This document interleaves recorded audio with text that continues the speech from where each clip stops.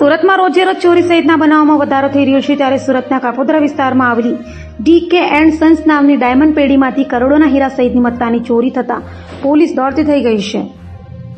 સુરતમાં છેલ્લા ઘણા સમયથી કાયદો અને વ્યવસ્થાની સ્થિતિ પર અસામાજિક તત્વો તરાપ મારી રહ્યા છે ત્યારે સુરતના કાપોદ્રા વિસ્તારમાં કરોડોની ચોરીની ઘટના સામે આવી છે। વાત એમ છે કે સુરતના કાપોદ્રા પોલીસ મથકની હદમાં આવેલ ડીકે એન્ડ સન્સ ડાયમંડ કંપનીમાંથી કરોડોના હીરા સહિતની ચોરીની ઘટના બની છે।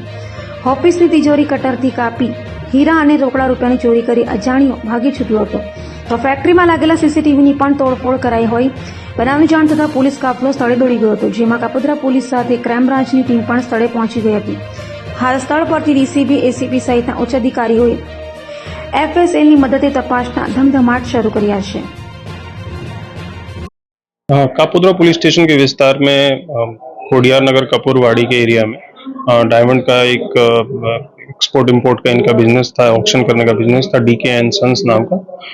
यहाँ पे पिछले 2-3 दिन से रजा जो अपना जन्माष्टमी और इंडिपेंडेंस डे का रजा था, तो ये खाता जो डायमंड का था ये पे बंद था। भी ये पता चला है कि इस खाते में चोरी का बनाव बना है और तिजोरी में गैस कटर मशीन से काट के ये माल ले गए हैं। पुलिस यहाँ पे घटना स्थल पे पहुंची है और आगे की कार्रवाई हम कर रहे हैं। सारा सीसीटीवी क्राइम की टीम सब लगी हुई है, पराचा की टीम, कापोद्रा की टीम सब लगी हुई है और हम इसको जल्दी से जल्दी पकड़ने की कोशिश करेंगे।